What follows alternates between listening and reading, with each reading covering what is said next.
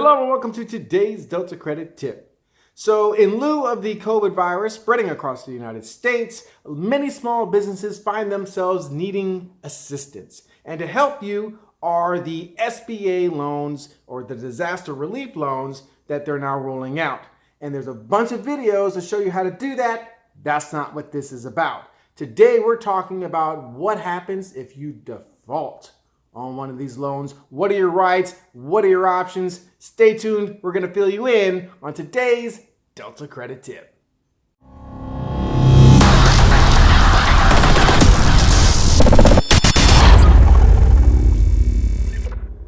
Hello and welcome back to today's Delta Credit Tip. I'm Michael Holmes, bringing you yet more information to help you in your credit restoration process. Today we're talking about the SBA Disaster Loan Fund that they're offering. It's a very good program. There's videos all over the internet that shows you how to get it, but no one's talking about what happens if you default. So that's our topic for today. When you're getting into a relationship with a business, especially one with a financial backbone to it, we want to make sure that we understand the full relationship. So today we're going to talk about the consequences of default. Hopefully this information is helpful. If so, give us that thumbs up. Don't forget to subscribe and hit the bell so that every Thursday, as we come out with more information to help you in your credit restoration process, you get it right out of the gate. Right? Now, actually, if you want to check our inventory of videos, we're actually coming out with several videos on about every other day, talking about what remedies are creditors offering to help during this crisis. And since we have so many small businesses now that are needing help, this is one of those new types of credit that's going to be doled out, and we need to understand. Okay? So let's talk about this SBA loan. Now, first thing, when we get a loan, we always want to read the terms and agreement. And the first thing that we always shoot for is, well, how are they trying to get over on us, right? What is the interest rate? What's the annual fees? What other fees are in there? We always talk about how we want to look for how they're going to get over on us, but we never look for what happens when we're trying to get over on them. Right? Because if you're not paying that business loan back, you're basically getting over on them, right? Because they gave you the money, you're not going to pay them back. But what are the consequences to that? Okay.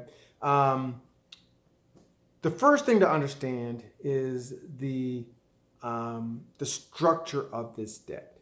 Normally, when you do an SBA loan, you're going to a bank, and that bank is going to do the loan, but SBA is going to kind of back it up, right? They're going to guarantee a portion of that loan to that lender to make it easier for that lender to lend money to you, okay? And typically that's between 50 and 75%. So what would typically happen on a SBA loan, like an SBA 7 or Express or one of those, the lender will come after you with whatever they've got, and if they are unsuccessful in collecting from you, SBA will kind of pitch in that 50 to 75%, and they'll just come after you for the difference, right? That's not happening here. Why? Because there is no bank. It's SBA, U.S. Treasury. That's it, okay? And that money that's been accumulated in the Treasury to pay for these specific types of loans actually come from the payroll taxes of the businesses in the United States. So it's definitively federal debt. Okay, so that's a very important thing to keep in mind because it shares those same characteristics of student loans, tax liens, child support. Okay, and we're going to get into some of those characteristics in just a second. So, what determines how they can come after you? Well, a lot of it has to do with two things. One, the collateralization of the loan, and secondly, the guarantors of the loan. Now, whether or not you need collateral or if you have to present a personal guarantor really depends on the dollar amount. Under normal SBA loans, as far as collateralization is concerned, it's based on the type of loan that you're going to get. But as far as a personal guarantor, it has to do with, well, usually what happens is they have to have 80% representation of the business and anybody with 20% or more ownership of that business. Okay, but again, this is a different animal. Okay, so they're going to pretty much base it on whether or not you borrow more than $25,000. Okay, under $25,000, typically they'll use your tax ID instead of your social security number, which means they're using there is no personal guarantor and there's no lien, there's no collateral that you have to put up. No house, no accounts, no nothing. Okay, but once you go above that, then these things start kicking in. So on the collateralization, if you happen to be able to use your tax ID, then they're going to use a UCC filing. Now, a UCC filing can put a lien on things like equipment, accounts receivables. They could do what they call a blanket UCC filing. This covers everything. But there's definitively a lien on your business assets. If there's a personal guarantor, maybe because there are no business assets, maybe you're a service-related business and there's really no assets there to speak of. As a personal guarantor, now it's your house, it's your car, it's your bank accounts that they're going to be able to put these liens on. So the personal guarantor, the collateralization will kind of determine how they do that. Okay. Now, if you're wondering whether or not they're going to use you as a personal guarantor, because they're always going to ask you for your social and for your tax ID, you need to ask. Ask that question. Hey, SBA guy, you're asking me for my social. Am I a personal guarantor on this or not? And then if they answer in the affirmative, you need to start asking, well, what other types of loan structures can we create that doesn't require it? All right. So you borrow the money, time goes on, the economy doesn't get any better, and you default. Well, the first thing that's going to happen is that they're going to make the entire thing due at once, just like any other loan. They have to basically charge it off. And then at that point, that's where the negotiation kicks in. And they're going to be trying their best to, of course, put you on some sort of payment plan.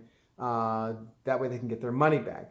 But if that does not work, okay, now they're going to be trying to seize the assets. And just like student loans, just like child support, just like the IRS, they're not going to ask you. This is the federal debt. They can just go in there, put a lien on it, put a freeze on it, and take their money. Okay. The second thing that could happen is you could try to compromise, right? And just like on a tax lien, you can ask for an offer in compromise where you're basically settling that debt. Okay. If you can't come to an offer in compromise, you may say, you know what? I'm just going to file bankruptcy. That is an option as well. But recognize that if you have any liens, like on your house, that the liens remain even if you file the bankruptcy. Okay? So if there are no liens placed and you file, then you can pretty much discharge the debt. But if there are liens in place, those liens will stay. Lastly, there is, floating out there the hearsay that perhaps you can get the loans forgiven. Hey, I can't pay it. I went out of business. Can you just forgive me of the debt? Well, it's possible, but it's really a unicorn that you're going to try to track down with a butterfly net. It's just probably not going to happen. So recognize that this SBA disaster loan is a fantastic loan. Usually it's got a 30-year term. It's like 3.5%. It's not that difficult to get. You get 12 months of no payments. It's a great loan, but it is a federal debt, and you want to kind of keep that in mind because just like a student loan or the IRS, once you're in, it's very, very, very difficult to get out, right? Kind of like a Hotel California situation. So hopefully this information is helpful. If so, give us that thumbs up. Don't forget to subscribe and hit the bell. Most importantly, I need these videos to be shared. This is information that's on the top of people's mind. They're in these situations. They need this information. Let's get this stuff disseminated as much as we can. If you got comments or questions, put them below. We'll do our research and answer them as quickly as we possibly can, because we all need the help. We're all in this together. And hopefully this information will help you make a choice to make a change. Delta.